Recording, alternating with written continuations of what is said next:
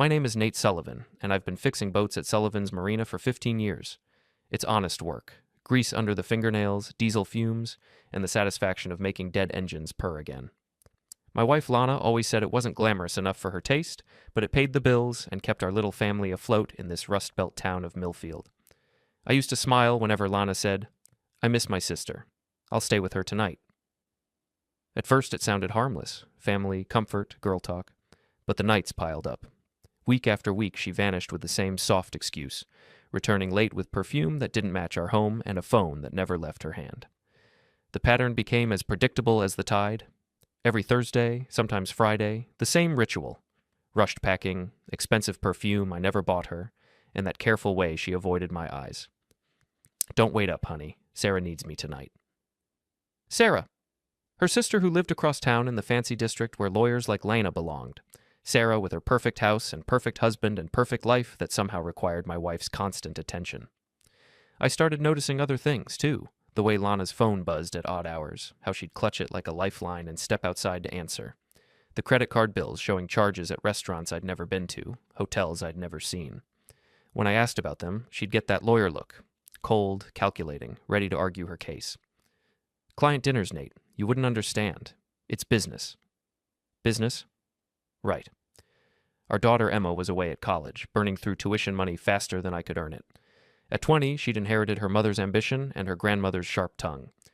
The few times she called home, it was always to complain about something. Her dorm, her classes, her embarrassingly blue-collar father who smelled like motor oil.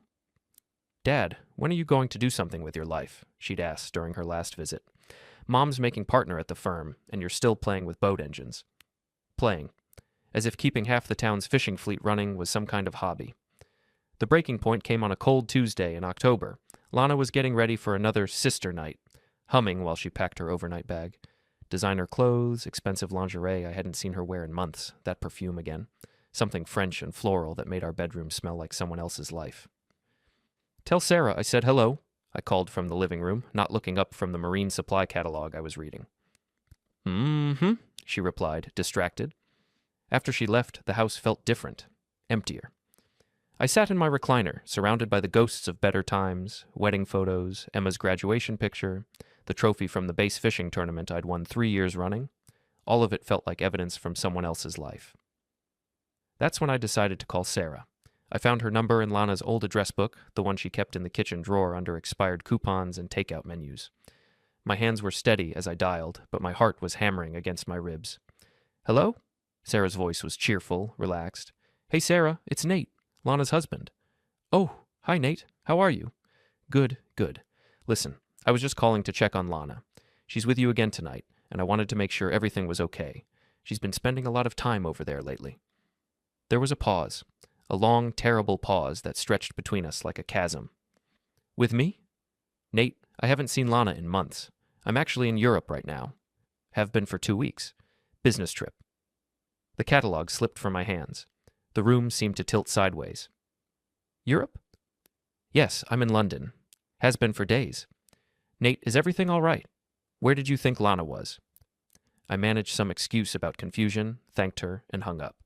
Then I sat in the dark for a long time, listening to the house settle around me like old bones. When I finally moved, it was to grab my phone and open the location app we'd installed for safety. Find My Family, it was called. Such an innocent name for something that was about to destroy my world. The little dot that represented my wife pulsed steadily on the screen. Not at Sarah's house, not anywhere near Sarah's house. Instead, it glowed from the Red Maple Suites, a mid-range hotel on the other side of town. The same hotel where she'd been every Thursday for the past 3 months. I stared at that dot until my eyes burned, watching it mock me with its steady, unblinking presence. 37 years old, married for 15 years, and I'd been played like a broken fiddle by my own wife. But here's the thing about being a mechanic. You learn to fix things, and when something's broken beyond repair, you learn to tear it down and start over. I set my phone aside and smiled for the first time in months. Not a happy smile. Something colder, sharper. The kind of smile that comes right before you decide to stop being the fool and start being the problem. Thursday came around like clockwork. Lana went through her usual routine, the careful makeup, the overnight bag, the kiss on my cheek that felt like a lie wrapped in lipstick. "Missing Sarah again?" I asked from the kitchen table, not looking up from my coffee. You know how it is. She's been having a rough time with David. David was Sarah's husband, apparently another casualty in Lana's web of fiction. Tell her I said hi. Will do. She was almost out the door when I called after her. Oh, and Lana, have fun at the Red Maple Suites. She froze. I could see her reflection in the hallway mirror, her face going white under all that carefully applied makeup. What did you say? Nothing, honey. Just be safe. She left without another word, but I heard her car sit in the driveway for almost 5 minutes before she finally drove away, probably trying to figure out how much I knew, how long I'd known it, and what she was going to do about it. I gave her an hour head start, then climbed into my pickup truck and drove across town to the Red Maple Suites. It was the kind of place that tried to look classier than it was. Fake marble in the lobby, generic art on the walls, the smell of industrial carpet cleaner trying to mask older, less pleasant odors. I didn't go inside. Instead, I parked across the street at a 24-hour diner and ordered coffee I didn't want while I watched the hotel parking lot. Lana's silver Lexus was there, parked next to a red Mustang convertible that probably cost more than I made in 6 months. The Mustang had vanity plates, Closer 1. Subtle. I sat in that diner for 3 hours, drinking bad coffee and watching my marriage dissolve in real time. Around midnight, they came out together. My wife and a man I didn't recognize, tall, athletic, wearing the kind of clothes that screamed money and arrogance. He had his hand on the small of her back, the same way I used to when we were young and still believed in forever. They kissed by his car. Not a quick peck, but something deep and hungry that made my stomach turn. Then he got in his Mustang and drove away, leaving Lana standing alone in the parking lot, checking her phone. She didn't come home that night. The next morning, I was in my garage working on an outboard motor when Mike Rodriguez showed up. Mike owned the boxing gym downtown and had been my best friend since high school. He was one of the few people in town who still treated me like I mattered. You look like hell, he said, settling onto an overturned crate. What's eating you? I told him everything. The sister story, the hotel, the man with the Mustang. Mike listened without interrupting, his face getting darker with each detail. Jesus, Nate, how long has this been going on? Months, maybe longer. I've been an idiot. No, you've been a husband. There's a difference. He cracked his knuckles, a habit from his fighting days. You want me to have a talk with this guy? Find out who he is? I already know who he is. That was a lie, but it wouldn't be for long. Small towns are like fish bowls. Everyone knows everyone else's business, and secrets have a way of floating to the surface. It took me exactly 2 days to identify Lana's lover. His name was Brett Hawkins, and he owned a luxury car dealership on the good side of town. 34 years old, divorced, the kind of guy who wore expensive cologne and thought it made him interesting. Brett Hawkins had been Millfield High's golden boy back in the day. Quarterback, prom king, the works. The kind of guy who peaked in high school and spent the rest of his life trying to recapture that glory. His dealership sold Porsches and BMWs to people who wanted to feel important, and apparently he'd added my wife to his inventory. I learned all this from Tommy Chen, who worked at the parts store and knew everyone's business. Tommy had gone to school with Brett and had no love for the guy. Brett Hawkins? That guy's a snake, Tommy said, loading alternator parts into my truck. Cheated his way through school, cheated on his wife, probably cheats on his taxes. You asking for a reason? Just curious. Tommy gave me a look that said he knew better, but he didn't press. Word of advice, Nate? Whatever you're thinking, be smart about it. Guys like Brett always land on their feet. We'll see about that. That evening, I sat in my living room and composed a text message. Simple, direct, designed to detonate my wife's carefully constructed lie like a depth charge. I miss Sarah, too. Haven't seen her in months since she's been in Europe. I'll swing by the Red Maple Suites in 30 minutes to say hello to you and your friend. I hit send and waited. The response was immediate. My phone started buzzing like an angry wasp. Call after call, text after text, each one more frantic than the last. What are you doing? Don't come here. We need to talk. Please, Nate, just go home. I ignored them all. Instead, I got in my truck and drove to the hotel, taking my time, enjoying the autumn evening and the sound of my phone buzzing itself to death on the passenger seat. The Red Maple Suites looked different when you weren't watching it from across the street. Shabbier, the kind of place where people went to do things they couldn't do at home. I parked next to the red Mustang and walked to the front entrance. I didn't have to wait long. Lana burst through the glass doors like the building was on fire, her hair disheveled, her blouse buttoned wrong.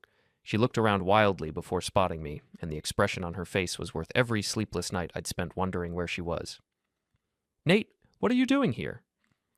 Meeting your sister, I said calmly. Isn't that why you're here? Behind her, the hotel door opened again. Brett Hawkins emerged, trying to look casual and failing miserably. He was wearing jeans and an untucked shirt, his hair still messy from whatever they'd been doing upstairs. Up close, he was exactly what I'd expected. Handsome in a generic way, with the kind of smile that probably worked on lonely housewives and naive college girls. The kind of man who'd never worked with his hands, never built anything that mattered, never earned an honest dollar in his life. You must be Brett, I said, extending my hand. I'm Nate, Lana's husband. He looked at my hand like it might bite him, then reluctantly shook it. His grip was soft, manicured. The handshake of a man who'd never thrown a punch or changed a tire. Look, man, I think there's been some kind of misunderstanding. No misunderstanding, I interrupted. My wife told me she was visiting her sister. Her sister's in Europe. You're not her sister unless there's something you haven't told me about yourself. Lana stepped between us, her lawyer instincts finally kicking in. Nate, let's go home. We can talk about this privately. I think we're past private, don't you? I looked around the parking lot, noting the security cameras, the other guests pretending not to watch the drama unfolding by the entrance. Besides, I'd like to get to know Brett here. Any man who's been spending this much time with my wife should at least introduce himself properly. Brett's face was turning red. Whether from embarrassment or anger, I couldn't tell. Listen, buddy. Nate, my name is Nate, and I'm not your buddy. Fine. Nate, this is between you and Lana. I don't want any trouble. Trouble? I smiled, and it wasn't a nice smile. Who said anything about trouble? I just want to understand the situation. See, I've been married to Lana for 15 years. We have a daughter together, a house, a life, and then there's you, driving a fancy car, living in whatever penthouse apartment your daddy's money bought you, playing with other men's wives like it's some kind of game. It's not like that, Lana said, but her voice was weak, unconvincing. Then what is it like? I turned to face her fully, and she flinched. Help me understand, Lana, because from where I'm standing, it looks like you've been lying to me for months, sneaking around behind my back, making me look like a fool in front of the whole town. The whole town doesn't know, she said quickly. They will. The threat hung in the air like smoke. Brett shifted uncomfortably, probably calculating how much this little affair was going to cost him in reputation and business. Look, he said, trying to sound reasonable. Maybe we can work something out. Talk like adults. Adults? I laughed, and the sound was harsh in the evening air. Adults don't sneak around hotel rooms playing house while their spouses are at home wondering where they are. Adults don't lie to their families and betray their vows. Adults take responsibility for their actions.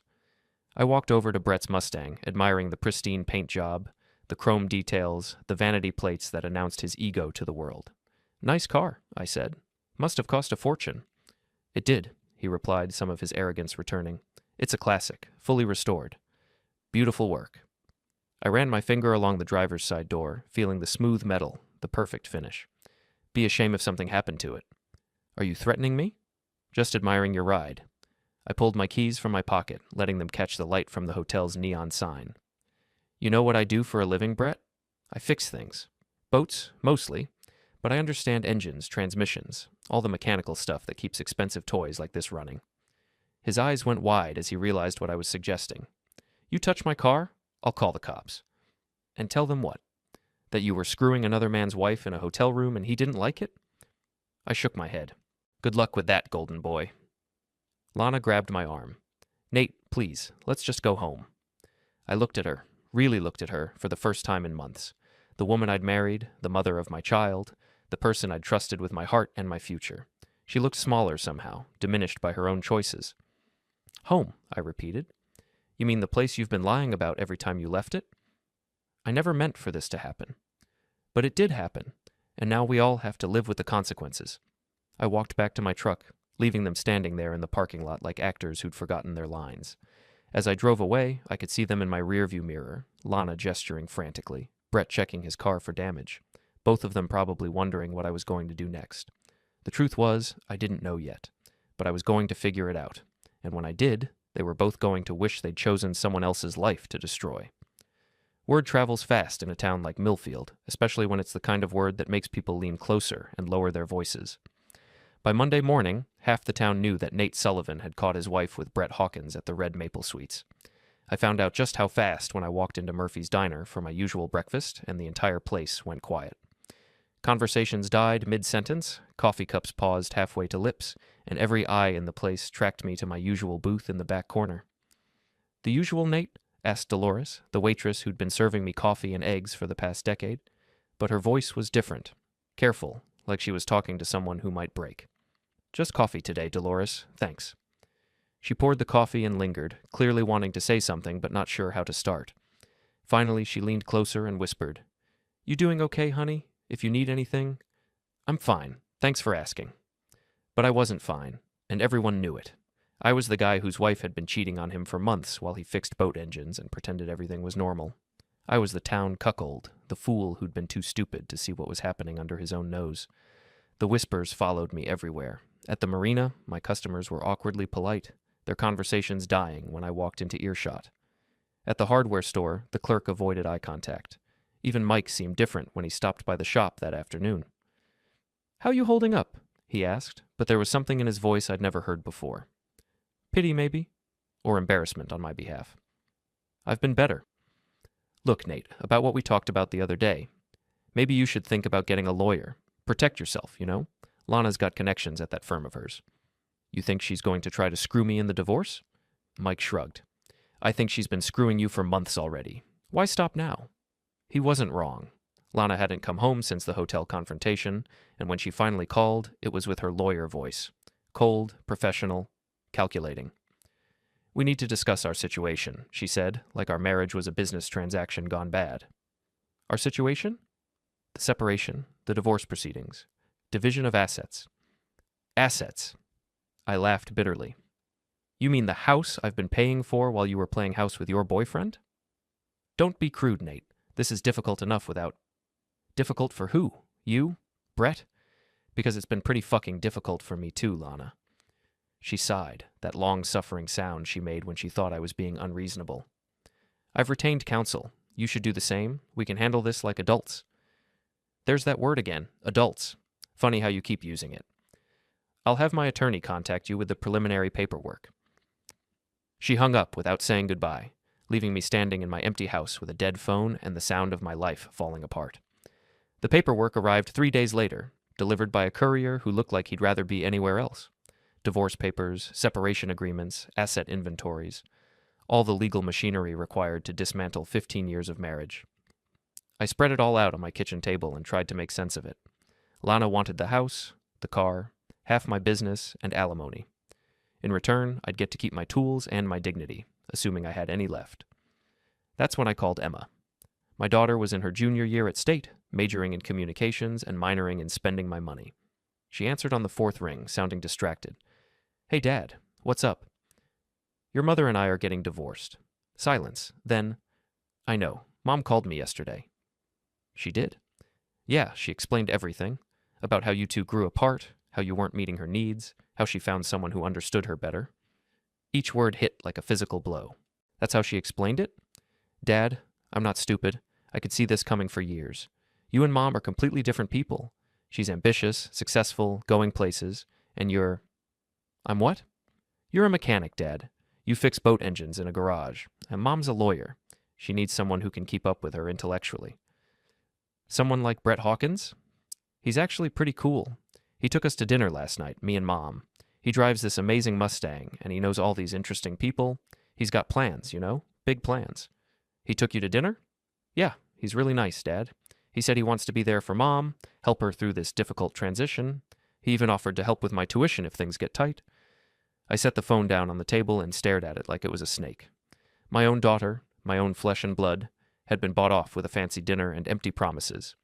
She was choosing them over me, just like everyone else. When I picked up the phone again, Emma was still talking.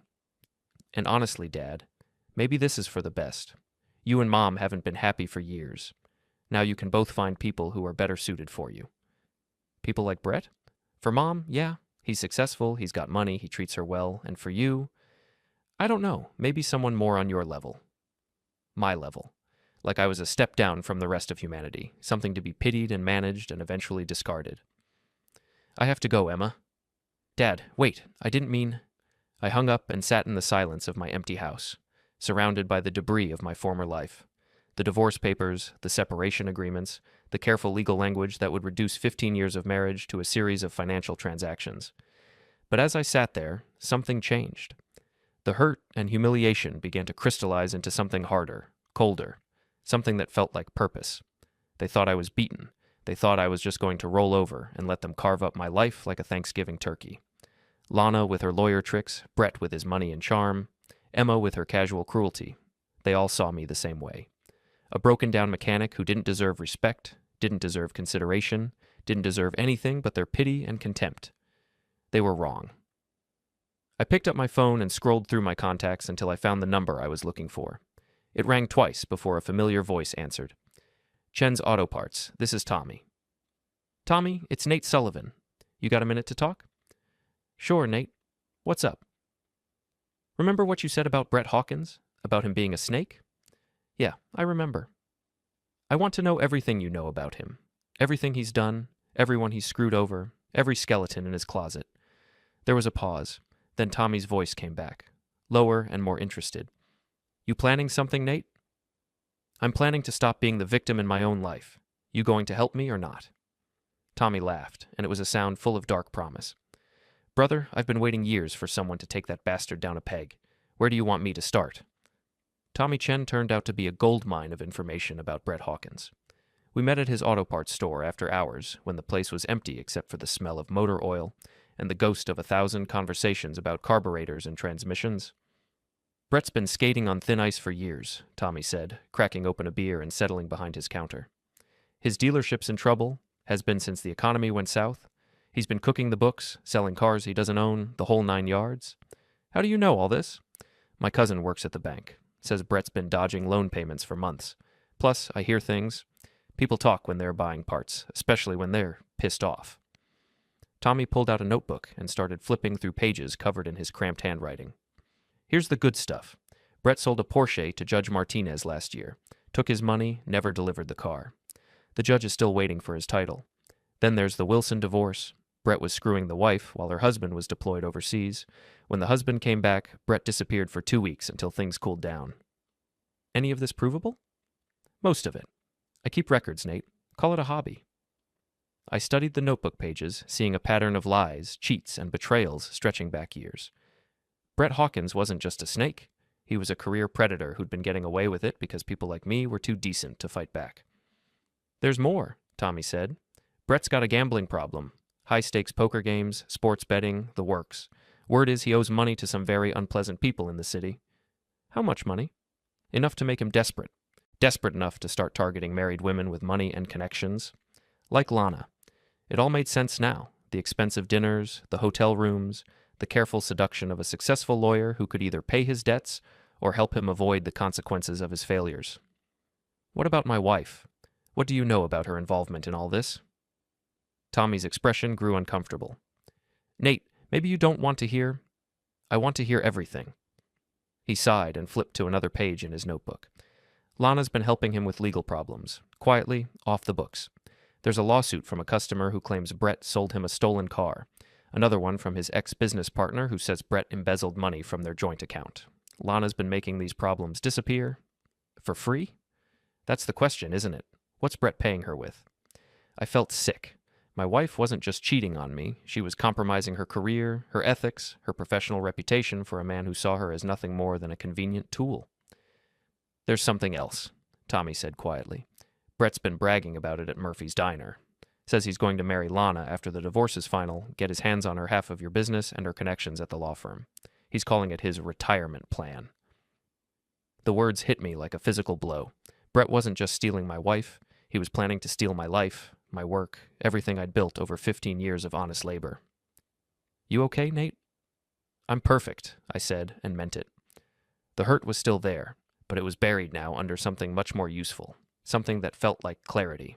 I spent the next week gathering information, building a case against Brett Hawkins like I was preparing for war.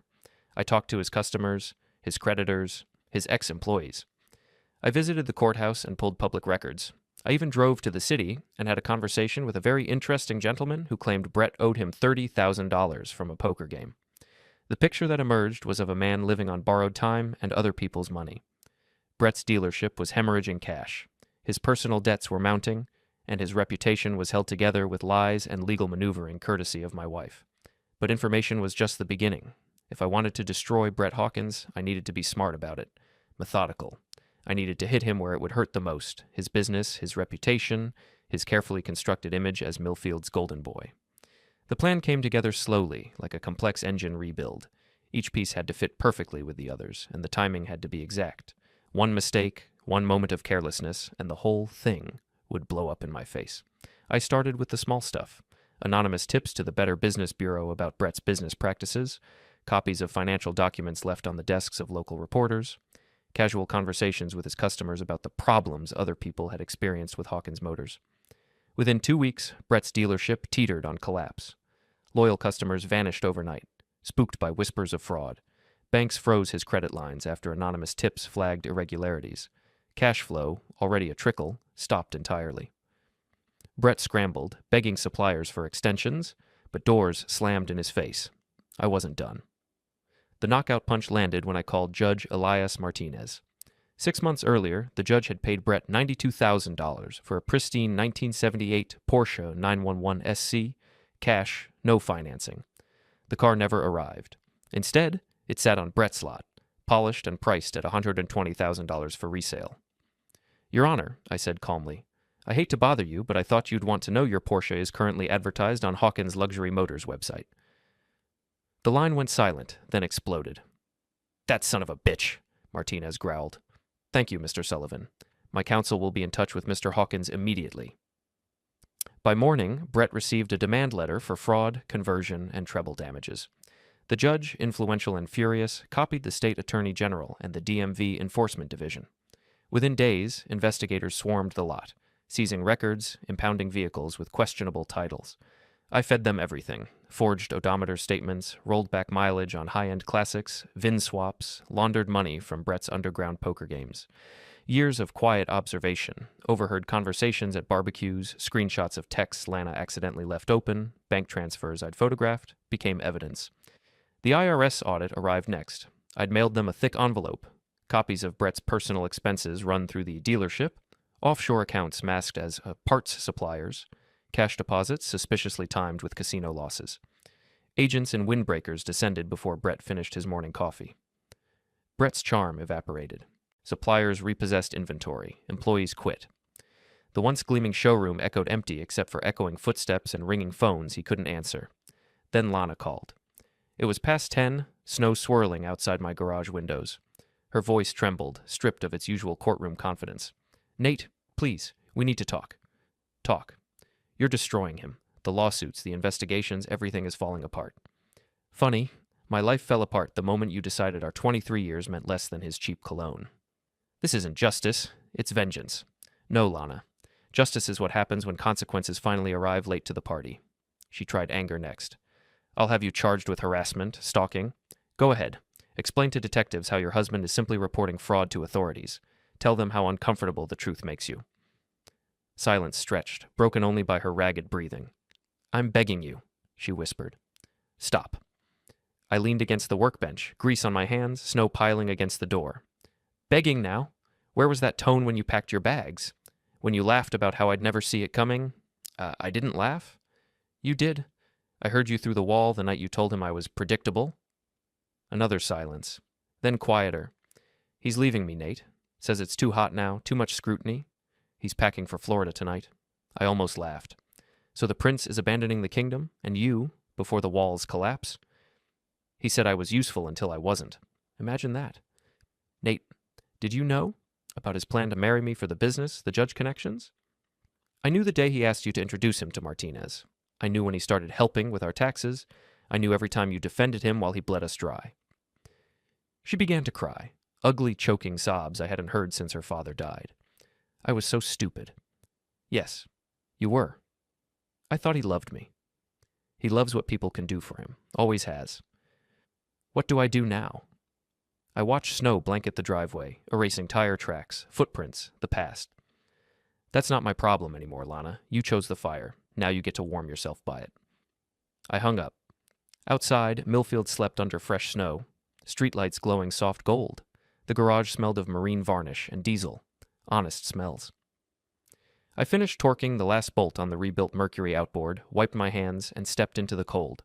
Winter had arrived, clean and sharp. Brett's empire crumbled by New Year's. The dealership shuttered, windows papered. He skipped town one step ahead of federal marshals, leaving unpaid debts and a warrant. Lana moved into a small apartment above the bakery, practicing law part-time, avoiding eye contact at the grocery store. I expanded the marine repair side of the business, hired 2 techs, bought the empty lot next door. On weekends, I took the boat out alone, cutting across the icy bay, wind burning my face, engine humming strong and true. Some nights I still felt the sting of betrayal, but it faded like old varnish under fresh coats of resolve. Revenge, it turned out, wasn't the sweetest part. The sweetest part was waking each morning in a life I controlled, debts shrinking, reputation intact, conscience clear. The snow kept falling, covering old scars. Spring would come eventually, and when it did, I'd be ready. Engine tuned, course charted, no anchors dragging behind me. The annual Millfield Winter Festival was the biggest event of the year in our little town. 3 days of ice sculptures, hot chocolate stands, and local politicians making speeches about community spirit, while the high school band played Christmas carols slightly off-key. This year, the festival was going to be special. This year, it was going to be the stage for Brett Hawkins' very public downfall. I'd been planning it for weeks, ever since I learned that Brett was scheduled to be the grand marshal of the festival parade. Apparently, his dealership was one of the event's major sponsors, though I suspected that sponsorship money had come from creative accounting rather than actual profits. The beauty of my plan was its simplicity. I wasn't going to do anything illegal, anything that could be traced back to me. I was just going to let the truth speak for itself, in front of the entire town, at the moment when Brett would be most vulnerable. The festival opened on a Friday night with the lighting of the town Christmas tree. I stood in the crowd, watching Brett glad-hand his way through the assembled dignitaries, playing the role of successful businessman and pillar of the community. Lana was there too, standing slightly apart from him, her lawyer's instincts probably warning her that something was wrong. She looked tired, older somehow. The affair had taken its toll on her too, though I suspected her exhaustion came from trying to manage Brett's legal problems rather than any guilt about our marriage. "Hell of a turnout," said Mike Rodriguez, appearing at my elbow with 2 cups of hot chocolate. "You see your wife over there?" "I see her. She looks nervous." "She should be." Mike gave me a sideways look. "Nate, what exactly are you planning?" "Justice." "That's not an answer." "It's the only answer that matters." Saturday morning brought the parade, and with it, the largest crowd Millfield had seen in years. Main Street was packed with families, tourists, and local media covering the festivities. Brett's red Mustang was decorated with ribbons and banners, ready to lead the procession through town. I positioned myself near the reviewing stand, where the mayor and other VIPs would be watching the parade. I had a manila envelope in my coat pocket, thick with documents, photographs, and sworn statements. Everything I'd gathered over the past month about Brett Hawkins and his criminal enterprise. The parade started at noon, led by the high school marching band playing Jingle Bells with more enthusiasm than skill. Behind them came the floats. Local businesses, civic organizations, and church groups all celebrating the season of giving. And then came Brett, waving from behind the wheel of his Mustang like he was running for office. The crowd cheered, children pointed, and the local newspaper photographer snapped pictures of Millfield's golden boy in all his glory. That's when Judge Martinez stepped out of the crowd. I'd spoken to the judge the night before, suggesting that he might want to attend the festival and perhaps ask Brett about the status of his missing Porsche. The judge had been very interested in the idea. "Mr. Hawkins," the judge called out, his voice carrying over the crowd noise. "A word, if you please." Brett's smile faltered as he recognized the judge. He tried to keep driving, but the crowd had pressed closer to the street, blocking his path. "Your Honor," Brett said, his voice tight with forced cheer. "Great to see you. Enjoying the festival?" "I'd enjoy it more if I had the car I paid you for 6 months ago," the judge replied, loud enough for half the crowd to hear. "The Porsche you took my money for but never delivered." A murmur went through the crowd. People began pulling out their phones, sensing drama. "Judge, this isn't really the time or place. When would be a good time, Mr. Hawkins? Your office has been closed for a week. Your phone goes straight to voicemail. My attorney has been trying to reach you for days." Brett's face was turning red. He looked around desperately, probably hoping for an escape route, but the crowd had closed in around his car like a living trap. "There's been a misunderstanding," he said. "These things take time." 6 months isn't time, it's theft," the judge interrupted. "And you're not the only one, are you? How many other people have you stolen from?" That's when Mrs. Patterson stepped forward. She was an elderly widow who'd bought a used BMW from Brett's dealership, only to discover later that the car had been in a major accident and the odometer had been rolled back. "He sold me a wreck," she called out, her voice shaking with anger. "Told me it was perfect, took my life savings, and I find out it's not even safe to drive." More voices joined in. Other customers, other victims, all emboldened by the judge's public confrontation.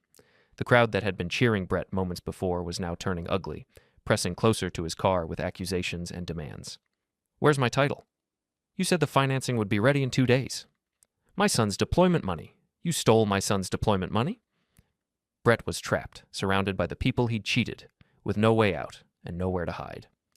The local TV news crew was filming everything, and I could see the reporter speaking urgently into her microphone, probably calling this in as breaking news. That's when Lana tried to intervene. She pushed through the crowd, her lawyer instincts overriding her common sense. "Everyone please step back," she called out. "This is harassment. Mr. Hawkins has rights." "So did we," shouted Mr. Wilson, the man whose wife Brett had seduced while he was overseas. "So did our families." The crowd turned on Lana with the same fury they'd shown Brett. She was guilty by association, the lawyer who'd been helping the con man cover his tracks. "You're his lawyer," someone yelled. "You helped him do this."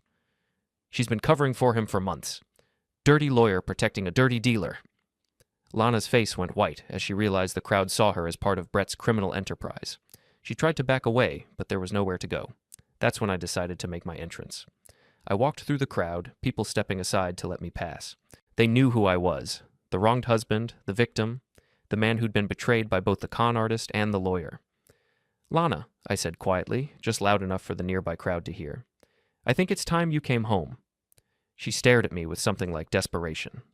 "Nate, You made your choice?" I interrupted. "You chose him over our marriage, over our family, over everything we built together.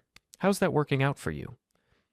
The crowd was silent now, watching this very public confrontation between husband and wife. The TV cameras were rolling, capturing every word for the evening news. "He used you," I continued, my voice carrying across the street. "Used you to clean up his messes, to make his problems disappear. And when the bills came due, where is he now? Hiding behind you, letting you take the heat while he figures out his next con." Brett tried to restart his car, but the crowd was pressed too close. He was trapped as surely as if he'd been in a cage. "You want to know the truth about Brett Hawkins?" I called out to the crowd. "He's broke. His business is a fraud. He owes money to half the people in this town, and the other half want him arrested. The only reason he's not in jail already is because my wife has been covering for him." "That's not true," Lana protested, but her voice was weak, unconvincing. "Isn't it?" I pulled the manila envelope from my coat pocket. "Bank records showing embezzlement, customer complaints filed with the state attorney general, gambling debts to organized crime figures in the city, police reports from 3 different jurisdictions, all of it connected to your boyfriend and his business." I handed the envelope to Judge Martinez, who opened it and began scanning the documents. His expression grew darker with each page. "Mr. Hawkins," the judge said finally, "I suggest you contact your attorney immediately. You're going to need one." The crowd erupted in cheers and applause. Brett's car was surrounded by angry customers demanding their money back, while Lana stood frozen in the middle of it all, finally understanding the full scope of her boyfriend's crimes and her own complicity in them. As for me, I walked away from the chaos with a smile on my face and justice in my heart. The truth had finally come out in front of the entire town, in the most public and humiliating way possible. Brett Hawkins was finished. His business, his reputation, his freedom, all of it was gone, destroyed by his own greed and stupidity. And Lana? She was learning the hard way that actions have consequences, that betrayal